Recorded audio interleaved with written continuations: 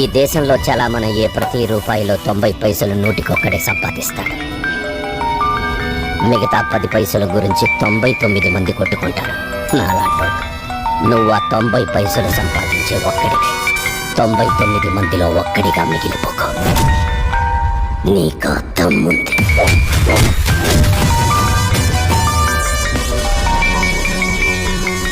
విశాఖపట్నం అంటే ఒకటి సముద్రం గుర్తుకు రావాలి, లేదా ఈ బాసు గుర్తుకు రావాలి.